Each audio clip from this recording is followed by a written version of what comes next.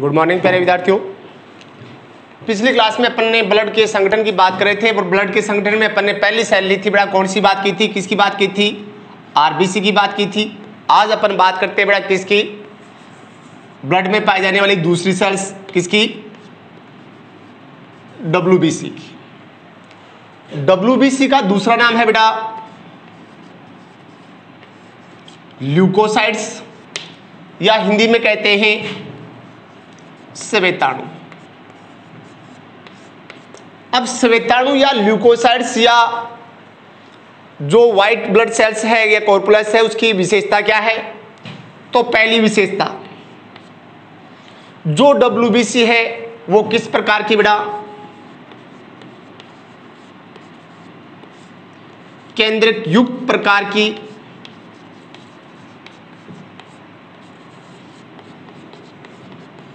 नियमित कोशिकाएं हैं। जबकि दूसरी तरफ आपके पास क्या आया था बेटा, आरबीसी में केंद्र का क्या होता है, अभाव होता है। दूसरा, रक्त के अंदर आरबीसी व जो डब्ल्यूबीसी है उसका परसेंटेज या अनुपात 600 अनुपात 1% होता है, 1 होता है। अब आरबीसी व डब्ल्यूबीसी का अनुपात कितना बेटा, 600 आरबीसी सेल के पीछे एक कौन सी सेल्स पाई जाती है, डब्ल्यूबीसी पाई जाती है। तीसरी विशेषता, जो आरबीसी है डब्ल्यूबीसी है उस डब्ल्यूबीसी का जीवन काल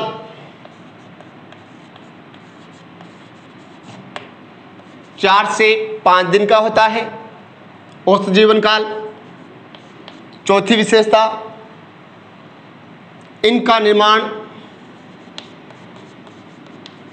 कहाँ होता है बेटा, अस्थि मज्जा में होता है। पांचवी विशेषता, डब्ल्यूबीसी में कौन सी गति पाई जाती है बेटा, अमीबीय गति पाई जाती है। अब अमीबीय गति कौन सी होती है बेटा, कोशिका के अंदर किसके द्वारा गमन करना, कूटपाद का निर्माण होना। कूटपाद के द्वारा जो गति होती है उसे अपन कौन सी गति कहते हैं, अमीबीय गति, जो डब्ल्यूबीसी का मुख्य क्या है बेटा, कार्य है। अब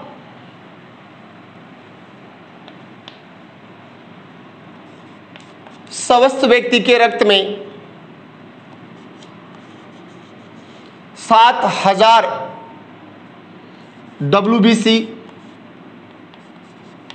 प्रति घन मिमी रक्त में पाई जाती है। यानी कि 1 घन मिमी रक्त में डब्ल्यूबीसी की संख्या है वो कितनी होती है बेटा, 7000 होती है। अब इन डब्ल्यूबीसी को पुनः क्या किया गया बेटा, विभाजित किया गया है। तो डब्ल्यूबीसी को कोशिका द्रव्य में पाए जाने वाले कणिकाओं के आधार पर 2 भागों में विभाजित किया गया है। पहला कौन सा प्रकार बनता है बेटा,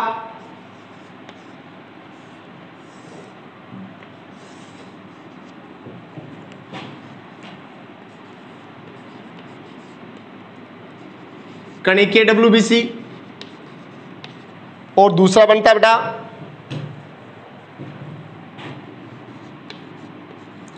अकणिकीय डब्ल्यूबीसी। अब कणिकीय डब्ल्यूबीसी कौन सी होती है बेटा, जिन डब्ल्यूबीसी के कोशिका द्रव्य के अंदर क्या पाई जाती है बेटा, प्रोटीन की बनी हुई कणिकाएं पाई जाती है, उन्हें अपन क्या कहते हैं, कणिकीय डब्ल्यूबीसी कहते हैं। अब अपन ने कहा कि जिन डब्ल्यूबीसी के कोशिका द्रव्य में कणिकाएं पाई जाती है उन्हें अपन कहते हैं कणुकीय डब्ल्यूबीसी। कणिकीय डब्ल्यूबीसी का जो केंद्रक है वो केंद्रक अनेक पिंड में क्या होता है बेटा, विभाजित होता है। अब कणिकीय WBC का केंद्रक अनेक पिंड में विभाजित होने के कारण इन WBC को या कणिकीय WBC को तीसरा नाम देते हैं बेटा पॉलीमॉर्फो न्यूक्लियस WBC। अब कणिकीय WBC कौन सी हो गई? जिन WBC के कोशिका द्रव्य में क्या पाते हैं बेटा? कणिकाएं पाते हैं, उन्हें अपन क्या कहते हैं? कणिकीय WBC कहते हैं। कणिकीय WBC जो है उनके जो केंद्रक है वो अनेक पिंड्स या लोब में क्या होता है बेटा? विभाजित होता है। और पिंड केंद्रक अनेक पिंड्स में विभाजित होने के कारण, लोब्स में डिवाइड होने के कारण इस प्रकार के केंद्रक क्या कहते हैं? पॉलीमॉर्फो न्यूक्लियस कहते हैं। इसलिए इस प्रकार की WBC का नाम ही क्या रख दिया बेटा? Polymorpho nucleus. जबकि दूसरी तरफ जो अकणिकीय WBC है, इनकी कोशिका द्रव्य में कणिकाओं को क्या होता है बेटा? अभाव होता है। दूसरी विशेषता, जो केंद्रक है, केंद्रक किस में विभाजित नहीं होता है? पिंड में विभाजित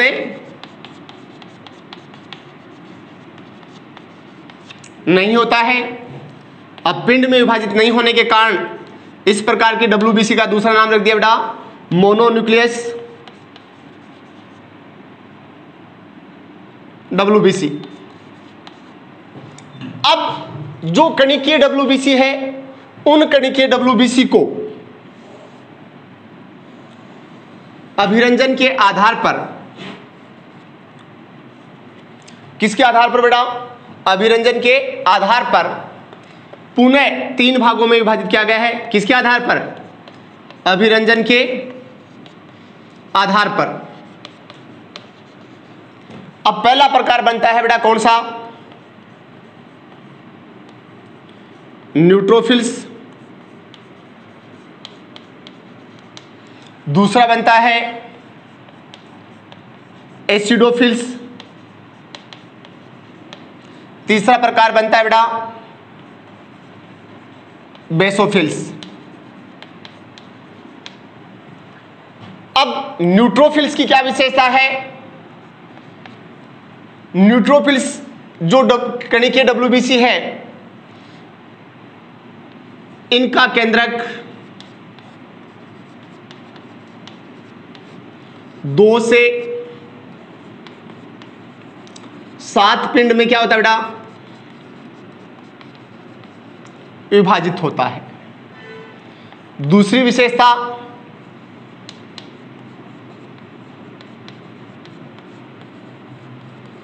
कोशिका द्रव्य में सूक्ष्म कणिकाएं पाई जाती है। तीसरी विशेषता, जो न्यूट्रोफिल्स है, उन न्यूट्रोफिल्स को दोनों प्रकार के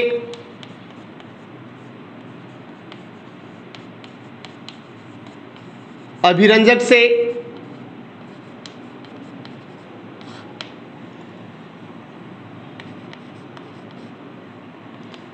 अभिरंजित हो जाती है।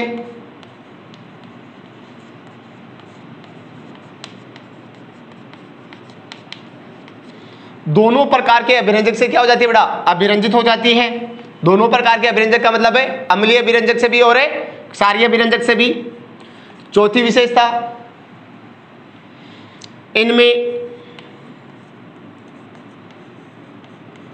केशिका पारण व भक्षणकारी क्षमता पाई जाती है।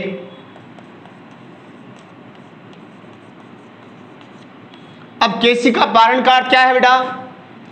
तो न्यूट्रोफिल्स जो WBC है, उनमें रुधिर केशिका की भित्ति को पार करके किसमें पहुंचने की क्षमता पाई जाती है बेटा? ऊतकों में पहुंचने की क्षमता पाई जाती है। कोशिका की इस कैपेसिटी को अपन क्या कहते हैं? केशिका पारण क्षमता। और साथ में किस प्रकार की होती है बेटा? भक्षणकारी क्षमता युक्त होती है। भक्षणकारी क्षमता का मतलब है जो सूक्ष्म कण है या रोगकारक है, बैक्टीरिया है, इनको अंदर निकल कर ये क्या कर देती है? नष्ट कर देती है। जितनी WBC पाई जाती है उनका 62% केवल कौन सा भाग पाया जाता है बेटा? न्यूट्रोफिल्स पाया जाता है। कौन सा गुण पाया जाता है? कुल WBC के में से 62% WBC कौन सी होती है बेटा? न्यूट्रोफिल्स होती है। अब एसिडोफिल है, इनका केंद्रक दो पिंड में विभाजित होता है। दूसरा, इनके कोशिका द्रव्य में बड़े आकार के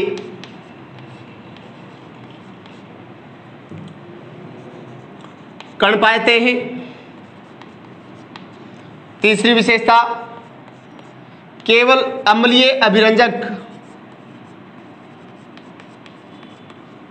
जैसे इयोसिन से ही अभिरंजित होकर अम्लीय अभिरंजक जैसे कौन सा बेटा? इयोसिन से अभिरंजित होकर कैसे कलर को उत्पन्न करती है? पिंक कलर को उत्पन्न करती है। चौथी विशेषता, बक्सनकारी व केशिका पारण क्षमता बहुत कम होती है। अब इसमें सबसे इंपॉर्टेंट गुण है बेटा एसिडोफिल्स का, दूसरा नाम है इसको इयोसिन से अभिरंजित होने के कारण इसे इयोसिनफिल्स भी कहते हैं, इयोसिनफिल्स भी कहते हैं। अब सबसे इंपॉर्टेंट गुण है बेटा एसिडोफिल्स की मात्रा बढ़ जाती है कब?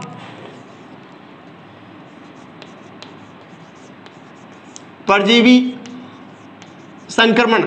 परजीवी संक्रमण का मतलब क्या हो गया? जब परजीवी अपने शरीर में क्या कर जाता है बेटा? प्रवेश कर जाता है। या किसके समय? एलर्जी के समय। किसके समय बेटा? एलर्जी के समय एसिडोफिल्स या इयोसिनोफिल्स की संख्या क्या हो जाती है? बढ़ जाती है। क्योंकि एसिडोफिल्स में कौन सा गुण पाया जाता है बेटा? एंटी हिस्टामिनिक गुण पाया जाता है। एंटी हिस्टामिनिक गुण का अर्थ क्या है बेटा? एलर्जी किसके कारण होती है? कौन से पदार्थ के कारण होती है? हिस्टामिन पदार्थ के कारण। और हिस्टामिन पदार्थ को अवरुद्ध करने वाला या इसके प्रभाव को कम करने वाला पदार्थ कौन सा कराता है? Anti histamine. और इस गुण को अपन क्या कहते हैं? एंटी हिस्टामिनिक गुण। तो अपन ने क्या कहा? जब अपने शरीर में कोई परजीवी का संक्रमण हो जाता है या अपने शरीर में एलर्जी हो जाती है, तब अपने शरीर के अंदर एसिडोफिल्स की संख्या क्या हो जाती है बेटा? बढ़ जाती है। क्योंकि इनमें कौन सा गुण पाया जाता है? एंटी हिस्टामिनिक गुण पाया जाता है, अर्थात ये एलर्जी के प्रभाव को कम करने का कार्य करती है। अब जितनी WBC है उसका पॉइंट है 2.5% भाग कौन सी WBC का होता है बेटा? एसिडोफिल्स का होता है। तीसरा है बेटा कौन सा? बेसोफिल्स। तीसरी सेल्स कौन सी है बेटा? Basophil sales. बेसोफिल्स का जो केंद्रक है वो 2 से 3 पिंड में विभाजित होता है। अब जो बेसोफिल्स है इनका केंद्रक 2 से 3 पिंड में विभाजित होता है। दूसरी विशेषता, केंद्रक 2 से 3 पिंड में हो गया। दूसरी विशेषता बेटा कोशिका द्रव्य में अनियमित आकार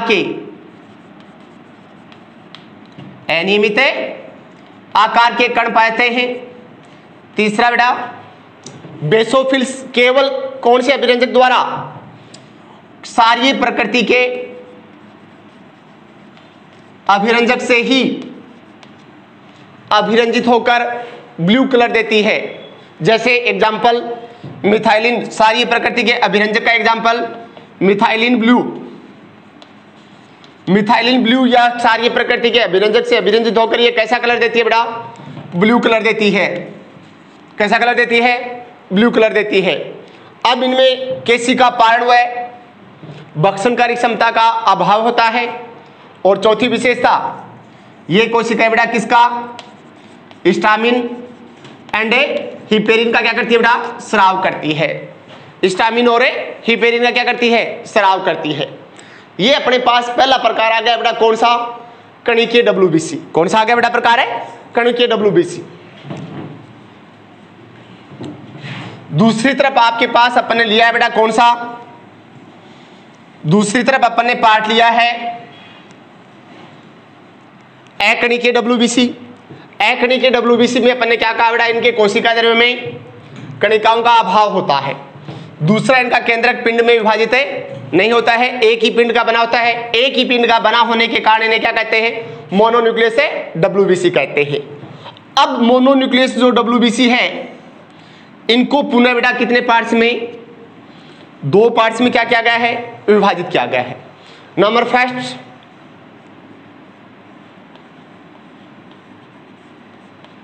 मोनोसाइट्स, और दूसरा बेटा कौन सा, लिम्फोसाइट्स। अब जो मोनोसाइट्स है, इन मोनोसाइट्स में केंद्रक किडनी के शेप का, या किडनी के स्थान पर आप क्या ले सकते हो बेटा, सेम के बीज के आकार का होता है। अब केंद्रक मोनोसाइट्स में कैसा होता है बेटा, किडनी के शेप का या सेम के बीज के आकार का होता है। दूसरी विशेषता, इनमें केशिका पारण क्षमता पाई जाती है। तीसरी विशेषता, ये प्रकृति में कैसी होती है बेटा, भक्षणकारी प्रकृति की होती है। कैसी प्रकृति की होती है बेटा, भक्षणकारी प्रकृति की होती है। अब मोनोसाइट्स में केशिका पारण क्षमता पाई जाने के कारण मोनोसाइट्स रुधिर केशिकाओं के रुधिर से निकलकर कहां पहुंच जाती है बेटा, टिश्यूज में पहुंच जाती है। और टिश्यूज में पहुंचने के पश्चात मोनोसाइट की जो साइज है वो क्या हो जाती है बेटा, बढ़ जाती है। साइज में, आकार में, टिश्यूज में पहुंचने के पश्चात आकार में क्या हो जाती है, बड़ी हो जाती है। तब उसी मोनोसाइट्स को आकार में बड़ा होने के पश्चात क्या कहते हैं बेटा, महाभक्षक, या इंग्लिश में कहते हैं बेटा मैक्रोफेगस। अब महाभक्षक या मैक्रोफेगस बड़े आकार के जो परजीवी है या कण है, उनको भी क्या कर देती है बेटा, नष्ट कर देती है। अब यहां आपको याद रखना है बेटा, मोनोसाइट्स और दूसरी तरफ आपके पास कणिकीय WBC का एक प्रकार है बेटा, कौन सा, न्यूट्रोफिल्स। न्यूट्रोफिल्स और मैक्रोफेगस या महाभक्षक दोनों में ही कौन सी क्षमता पाई जाती है, भक्षणकारी क्षमता पाई जाती है, जिसके कारण ये दोनों मिलकर किसका निर्माण करते हैं, शरीर की प्राथमिक सुरक्षा पंक्ति का कार्य करते हैं। प्राथमिक सुरक्षा पंक्ति का क्या है, शरीर में रोगकारक के प्रवेश करने के पश्चात उनको नष्ट करने के लिए जो सबसे पहले प्रक्रिया अपनाई जाती है उसे अपन क्या कहते हैं, शरीर की प्राथमिक सुरक्षा पंक्ति कहते हैं। और उस प्राथमिक सुरक्षा पंक्ति का निर्माण किसकी सहायता से होता है बेटा, मैक्रोफेगस एंड न्यूट्रोफिल्स। दूसरी तरफ अपने पास कोशिका है बेटा, कौन सी, लिम्फोसाइट्स। कौन सी है, लिम्फोसाइट्स।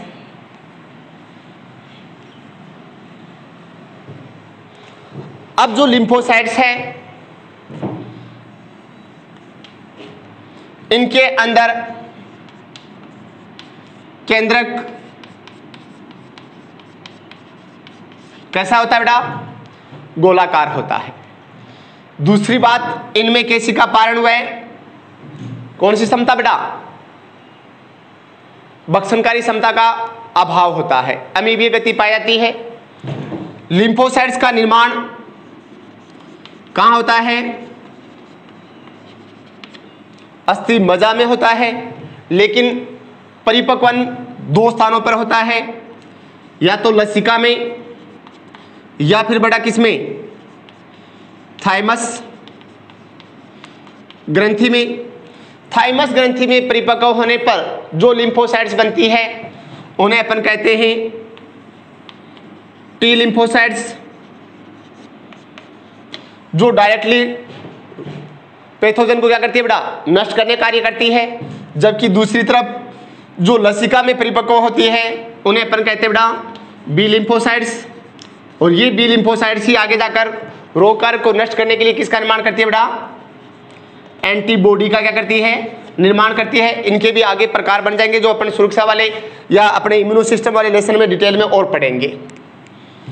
इस प्रकार अपने पास दो प्रकार की ब्लड की कोशिकाएं आ गई, आरबीसी और दूसरी आ गई बेटा डब्ल्यूबीसी। डब्ल्यूबीसी के विभिन्न प्रकार के क्या आ गए, प्रकार आ गए। अब तीसरा प्रकार जो बनता है वो है बेटा कौन सा,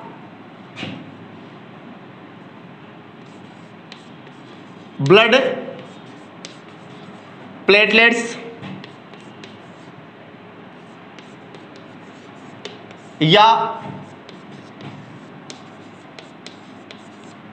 पट्टिकाणु। ब्लड प्लेटलेट्स या पट्टिकाणु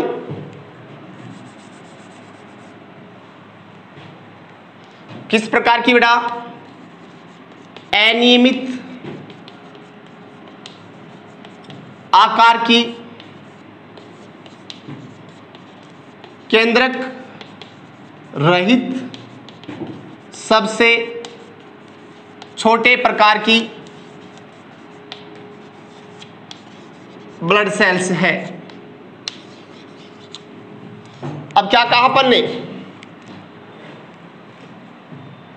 पट्टिकाणु अनियमित आकार की केंद्रक रहित सबसे छोटे प्रकार की क्या है, ब्लड सेल्स है।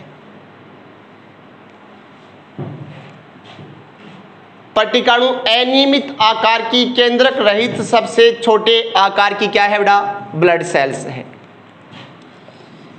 जिनका निर्माण कहां होता है बेटा, अस्थि मज्जा में। इनका औसत जीवन काल 5 से 7 डेज का होता है। इनकी संख्या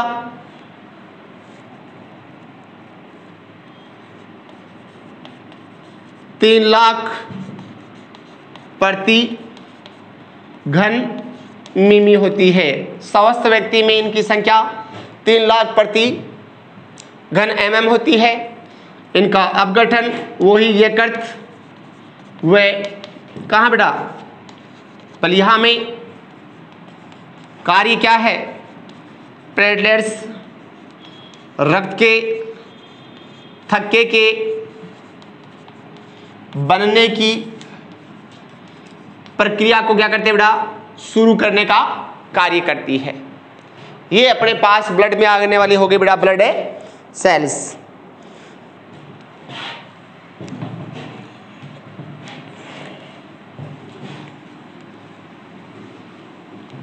अब अगला पार्ट है बेटा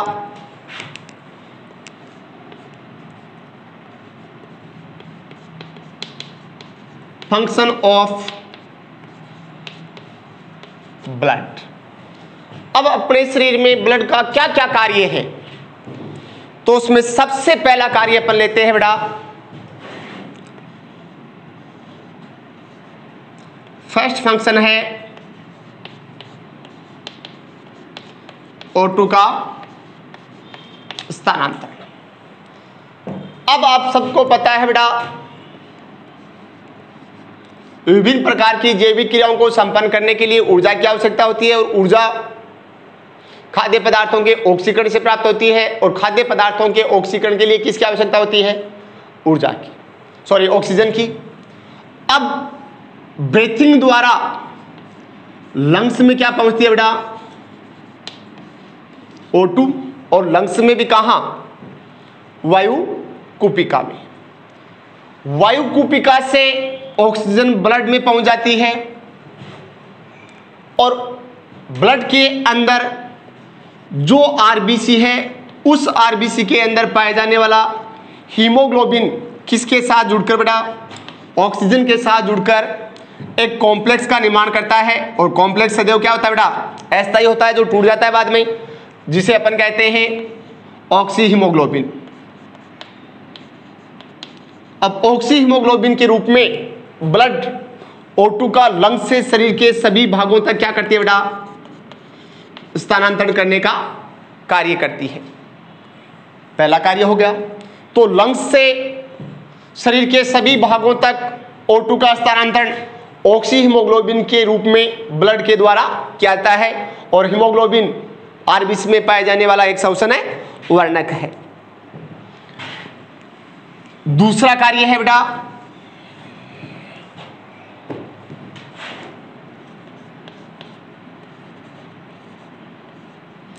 CO2 का स्थानांतरण। अब शरीर की विभिन्न कोशिकाओं में खाद्य पदार्थों के ऑक्सीकरण से क्या बनती है बेटा, CO2 बनती है। ये CO2 अपने शरीर के लिए हानिकारक होती है, इसलिए इसको शरीर से बाहर निकालना आवश्यक होता है। शरीर से बाहर निकालने के लिए शरीर के विभिन्न अंगों से जो CO2 बनती है, उस CO2 को ब्लड कहां तक लाता है बेटा, लंग्स तक लाता है, और लंग्स से ये CO2 आ जाती है बेटा किसमें, वायुकुपिका में, और वायुकुपिका से ये एक्सपायरेशन के द्वारा शरीर से क्या कर दी जाती है, बाहर। तो शरीर के विभिन्न भागों से CO2 को लंग्स तक स्थानांतरण करने का कार्य किसका है बेटा, ब्लड का। और ब्लड में भी ब्लड सेल्स, आरबीसी व ब्लड प्लाज्मा इसमें विशेष रूप से भाग लेते हैं। तीसरा कार्य बेटा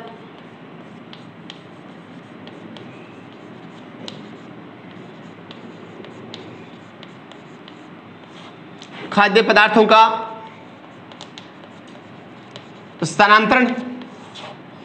अब अपन ने पाचन की प्रक्रिया पढ़ी। पाचन की प्रक्रिया में भोजन के जटिल घटकों को किस में तोड़ दिया गया बेटा, अवशोषण करने योग्य सरल अणुओं में। अब पाचन के पश्चात पचा हुआ भोजन कहां पहुंच गया बेटा, कहां पहुंच गया, ब्लड में। अब आहार नाल से ये ब्लड खाद्य पदार्थों को लेकर शरीर के विभिन्न भागों में क्या करता है, स्थानांतरण करता है। अब वहां पर उन खाद्य पदार्थों का या तो ऑक्सीकरण हो जाता है, या फिर उनको संचय अंगों में ट्रांसफर कर जाता है, या शरीर के अन्य प्रकार के कार्बनिक पदार्थों के निर्माण में क्या कहता है, उपयोग क्या आता है। इन खाद्य पदार्थों को आहार नाल से शरीर के विभिन्न भागों तक स्थानांतरण करने का कार्य किसके द्वारा किया जाता है बेटा, ब्लड द्वारा। नंबर 4 हार्मोन का स्थानांतरण। अब अपने शरीर में पाए जाने वाली जो विभिन्न प्रकार की अंतःस्रावी ग्रंथियां हैं, इन अंतःस्रावी ग्रंथियों के द्वारा विभिन्न प्रकार के हार्मोन का स्राव किसमें क्या जाता है बेटा, रक्त में क्या जाता है। रक्त इन हार्मोन को शरीर के विभिन्न भागों में या लक्ष्य से अंग तक क्या कहता है बेटा, स्थानांतरण क्या जाता है, और लक्ष्य से अंग तक पहुंचकर ये हार्मोन उस भाग की उपापचय क्रियाओं पर क्या करते हैं, नियंत्रण करते हैं। अब उन अंगों तक हार्मोन का जो स्थानांतरण का कार्य है वो किसके द्वारा क्या जाता है बेटा, ब्लड द्वारा क्या जाता है। नंबर 5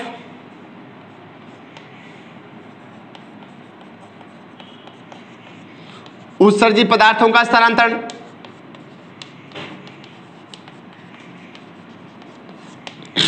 अब अपने शरीर की विभिन्न उपापचय क्रियाओं के फलस्वरूप नाइट्रोजन युक्त अपशिष्ट पदार्थ यूरिया, यूरिक एसिड इत्यादि का क्या होता है बेटा, निर्माण होता है। अब शरीर के विभिन्न भागों में उत्सर्जित पदार्थ यूरिया, यूरिक एसिड का निर्माण हुआ है, लेकिन इन उत्सर्जित पदार्थों को शरीर से बाहर निकालने का कार्य किसके द्वारा कहता है बेटा, किडनी द्वारा कहता है। किसके द्वारा कहता है, किडनी द्वारा कहता है। अब विभिन्न अंगों से नाइट्रोजन युक्त अपशिष्ट पदार्थों को किडनी तक ट्रांसफर करने का कार्य भी किसके द्वारा कहता है बेटा, ब्लड द्वारा कहता है। फिर अगला कार्य आ जाता है बेटा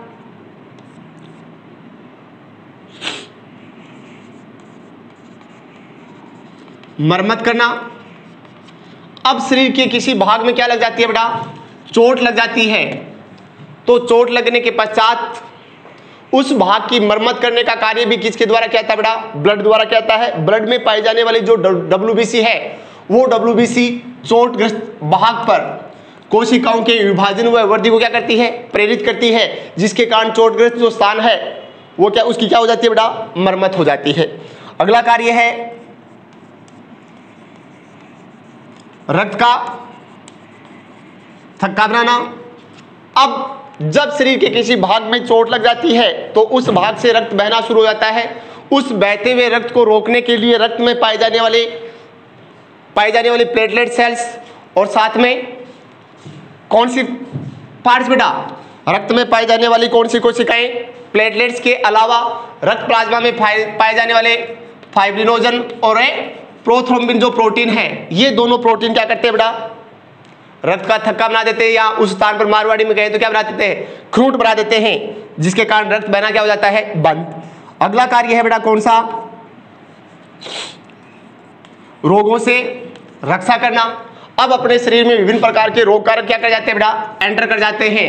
एंटर करने वाले रोग कारक को या तो ब्लड में पाई जाने वाली कौन सी सेल बेटा, न्यूट्रोफिल्स या मैक्रोफेगस सेल्स भक्षणकारी प्रक्रिया के द्वारा नष्ट कर देती है, या फिर जो लिम्फोसाइट्स है, बी लिम्फोसाइट्स, उनके द्वारा उन पैथोजन के अगेंस्ट किसका निर्माण किया जाता है बेटा, एंटीबॉडी का निर्माण किया जाता है, और ये एंटीबॉडी उस रोग कारक क्या कर देते हैं, नष्ट कर देते हैं। इसके अलावा अगर ब्लड के और फंक्शन अपन देखें तो शरीर के तापमान का क्या करना बेटा, नियमन करना। अब शरीर के तापमान का नियमन वास्तविक रूप से नियंत्रण किसके द्वारा कहता है, मस्तिष्क के हाइपोथैलेमस भाग द्वारा कहता है, लेकिन साथ में तापमान का जो नियंत्रण होता है वो किसके थ्रू होता है बेटा, ब्लड द्वारा होता है। फिर इसके अलावा और फंक्शन देखें तो रोगों का निदान। अब किसी भी रोग की पहचान करने के लिए जो टेस्ट किया जाता है वो किसका किया जाता है बेटा, ब्लड टेस्ट करते हैं। ब्लड के संगठन का एनालिसिस करके विभिन्न प्रकार के रोगों की क्या की जाती है, पहचान की जाती है, वो हो गया बेटा रोगों का निदान। थैंक्स।